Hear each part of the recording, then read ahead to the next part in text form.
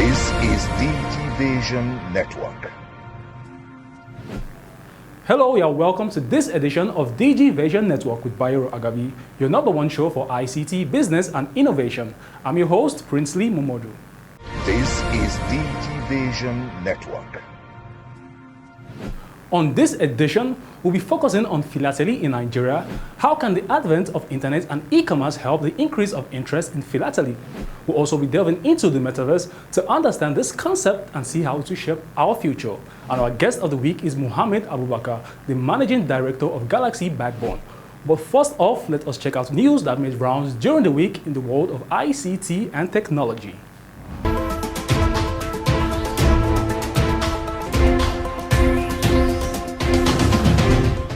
The Nigerian Computer Society is set to conduct independent assessment of the level of technology skills of political aspirants aimed at assessing their readiness to adopt and apply technology in governance. Nigerian Computer Society, the umbrella body of all information technology professionals in Nigeria, disclosed the plan as the political space gets heated up with the declaration of several political aspirants to the office of the president for the 2023 presidential election in the country.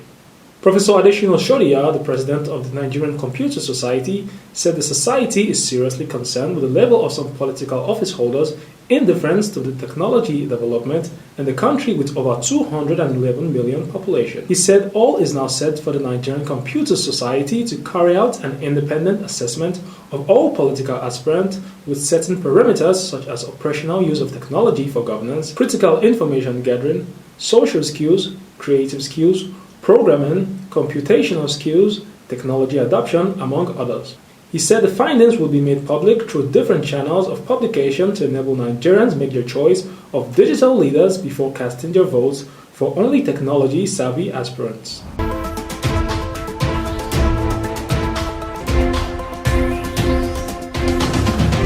The Society of Petroleum Engineers and the Nigerian Content Development and Monitoring Board have applauded Dangote Petroleum Refinery for its application of world-class technology and the construction of the 650,000 barrel per day refinery project. The two associations, which leaders were on tour of the petroleum refinery project recently, expressed the belief that the refining facility was capable of redefining Nigeria's domestic fuel productions. They also said that the completion of the gigantic project would secure the future of young engineers in Nigeria and put them on par with their counterparts in the global oil and gas industry. Speaking after the tour of the refinery and petrochemical project, National Chairman of the Society of Petroleum Engineers, Professor Olalekun Olafuyi, disclosed that the visit was necessitated by the need for members to see the reality of the massive project and witness the level of construction works, application of world-class technology, and massive equipment which are new to the Nigerian downstream oil and gas industry.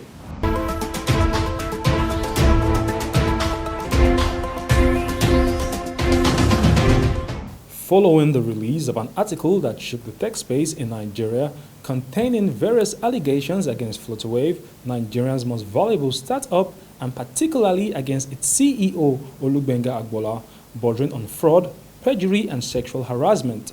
Co-founder and former CEO of Flutterwave, Inioluwa Aboyeji, has reacted to the allegations against the company. In a chat with DG Vision Network, Inioluwa speaks on his perspective. I can be very honest with you and tell you that even as an insider, I'm not 100% aware of the counts or allegations. What I can tell you is my own point of view of it, and I think it's also helpful to keep in mind that our friend does have a history of embellished stories, and at the end of the day, there are already very, very clear facts that have been put out that are inaccurate. It's very clear that I did help co-found the company. There's evidence to that effect. It's very clear that process was followed with respect to specific opportunities within the company, and that we do enjoy very close collaboration with our banking partners. At the time I was there, so there are things that are already embellished, and so I think it would require those with the knowledge of the inside as you call it, to actually be able to piece apart what is fact and what is fiction, because that's where anything has to start. And I think the company has a process for making this happen.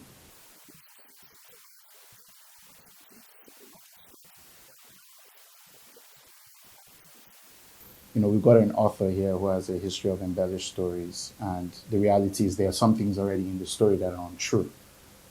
So, what makes the most sense is for us to wait and see what it's for us to wait and see what the company's own point of view is, and give them an opportunity to actually set the record straight. Because, as we know, there is plenty of evidence already that some of the stories that were told were embellished. I think we have to look at the track record of the person who's making these accusations, right? Does he have a track record of accurate reporting? And if he doesn't, then should we believe him?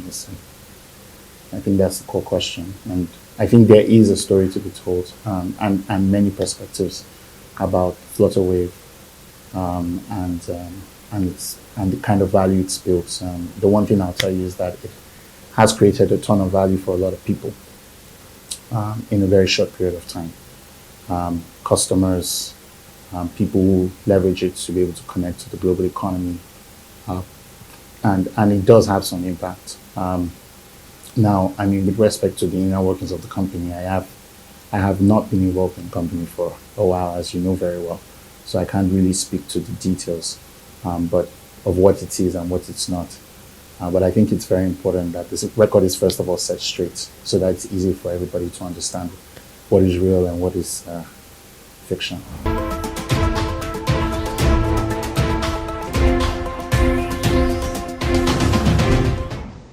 Twitter has another potential suitor as it moves whether to accept Elon Musk's offer to buy the company. The Wall Street Journal, citing people familiar with the matter, said buyout firm Apollo Global Management is thinking about participating in the bid for Twitter. It could support Elon Musk or another firm, such as private equity firm Thoma Bravo, which is reportedly interested in acquiring Twitter as well. Elon Musk, who is one of Twitter's largest shareholders, offered to buy the company for $54.2 per share. The offer would value Twitter at $43 billion. Some analysts, though, think it's unlikely Twitter will accept Musk's deal. Last week, Twitter adopted what is known as a poison pill defense, making it more expensive for a potential buyer like Elon Musk to acquire the company. Still, the company said that this tactic doesn't prevent the board from accepting an acquisition proposal or engaging with other parties if the board thinks it's in the best interest of other shareholders.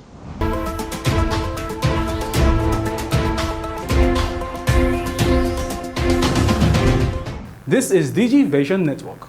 Now, one way to stay in tune in the world of ICT, business, and innovation is by visiting our website www.dgvisionnetwork.com and subscribing to our YouTube channel www.youtube.com/dgvisionnetwork.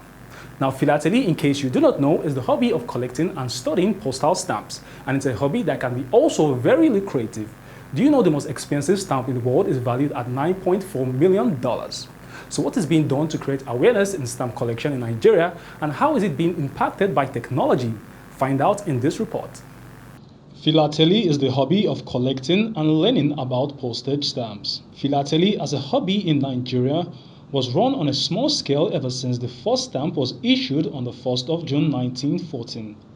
Earlier collectors were those who studied abroad and got involved in stamp collecting while in school before experts partnered with Nigerians through the Universal Postal Union to fully establish it and harness its potential for the postal service. There is more to philately than being just a hobby. It also has an educational benefit, as stamps represent history and a whole lot more. It teaches and educates people about history, art, geography, architecture, environment, meteorology, religion, culture, science and technology, and more. Stamp collection can also be a form of an investment. Postage stamps at times can gain great fortune if they hold significant historical value. Many Nigerians are still not aware or know what philately is, let alone its benefits. To find out what is being done to create awareness, we visited the Nigerian Philately Bureau office in Lagos. We have been creating awareness in schools. We aim at catching them young We are telling some children, hoping that when they start collecting stamps now as pupils and students, by the time they grow into full adults, they would have imbibed the culture of collecting stamps. And therefore, when they even have much money, they can invest in it. We have tried to portray the culture of Nigeria. We have tried to advocate some government policies, some governments like the war against indiscipline, say no to drugs, fraud, anti-corruption, and the rest of them. We have collaborated with government to issue stamps to address those themes so that the public will be more aware of these government policies and thereby imbibe the policy. Often considered disruptive in philatelic cycle, recent technological innovations also offer postal services, increasing opportunity in what has become a multi-billion-dollar market. This according to the latest report from the Universal Postal Union. With the advent of internet and e-commerce, how can interest and visibility in postal stamps be increased? And as for the online, the management is already trying to digitalize all our stamps. The e-stamps will come up. The management is already working on that. They are already working on the e-stamp so that any stamp that is issued physically, it's also available. The E1 is also available. With postal services worldwide working to improve not only the quality but the content of their stamp programs, it's an interesting time not only to watch the new phase of philately come to age, but also to participate. It's very easy to be a philatelist or even to establish a philately club. 1, 2, 3 persons can just come together who are committed, who are actually interested in studying stamp, because it's a matter of interest. Because it is not something that gives you like money interest immediately. No, it is something that has the value as the years, the longer the years, the more appreciative it becomes. So they have to have that interest to collect, to invest their money and relate together and generate ideas, share together, exchange stamps, exchange ideas. Then in the process, such suggestion, new innovations are suggested to us at the Bureau. And most times we adopt them if they are good. Agabi, welcome you to this new ride, a digital ride that takes you into the lifestyle experience of innovation, tech impact, and new business frontiers. This is DG Vision Network. On a weekly basis, we keep you well informed of developments and trends. Now the tech ecosystem is impacting politics, business, public and private enterprise management, plus how the new digital life can transform your business. I am Bayero Agabi. Join us. If you have just joined us, this is DG Vision Network. Now, one of the hottest buzzwords for 2022 is Metaverse. It's expected that Metaverse will extend our capabilities beyond what is possible in the physical world. So as we get ready for the world as we know it today to be redefined, here is everything you need to know about the Metaverse. The term Metaverse has its origins in the 1992 science fiction novel Snow Crash as a portmanteau of meta and universe. According to Wikipedia, a metaverse is a network of 3D virtual worlds focused on social connection. In simpler definition, metaverse is a digital representation of our perceived reality, where you can live, work, and socialize in a virtual shared world. To help with your virtual understanding, you can think of the metaverse as kind of like what the Matrix is in the movie The Matrix, except our reality hasn't been taken over by machines. Though rudimentary, some social elements of the metaverse can already be found in video games. Consider Fortnite, an online shooter game played on computers, game consoles, and mobile devices. The average Fortnite player spends hundreds of hours in the game with a personal avatar, fighting with and interacting with the avatars of all the players. Players also accrue virtual currency that unlocks outfits and other goodies to customize their avatars. Facebook, which you know recently changed its name to Meta, is working on building a metaverse of its own, and the first glimpse of it is currently accessible in the Oculus Quest or MetaQuest 2's game Horizons War, where you can chat with avatars, hang out in different zones, and play some mini games. It is quite primitive, very cartoony, and no way close to being a fully fleshed out alternate world like some you would see in a science fiction movie. Microsoft acquired the VR company Altspace VR in 2017 and has since implemented metaverse features such as virtual avatars and meetings held in virtual reality into Microsoft's Teams. Other smaller companies have worked towards creating the metaverse through virtual worlds in the past, such as the video game VR Chat. Proposed applications for metaverse technology include improving work productivity, interactive learning environments, real estate, and fashion. But the metaverse, in the true sense of it, is a place where everyone can go with a fully built out digital world with places to spend time and things to do, ways to interact, ways to make money, and so on. It's far from being ready, probably many decades away. And this is because there is no one system in place right now that is easily accessible with an entire virtual world and shared economy. VR headsets like MetaQuest, Valve Index, HTC Valve, and PSVR are examples of hardwares that we can and maybe we will access the metaverse in the future, as the metaverse is still quite early in its development. That is a quick look into the metaverse. You can let us know what you think about the metaverse. To watch more videos like this, subscribe to this channel. This is DG Vision Network. Thanks for staying with us. Up next is our guest of the week, Mohammed Abubakar, the Managing Director of Galaxy Backbone. You're welcome to the program. Thank you very much, Dr. Gabi. What does the organization Galaxy Backbone stand for? Galaxy Backbone Limited is a shared service provider of the government, ICT, that is technology provider for the government, established in 2006. It operates an IP-based network, okay, and mainly supposed to be providing ICT services to the public sector, including also developing transversal applications, okay, for the private sector. When we say transversal applications, we are talking about those applications that maybe more than one MDA can use, okay, in their daily activities.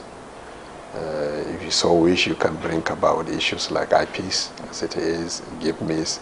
You know, they are being used all over by every MDAs.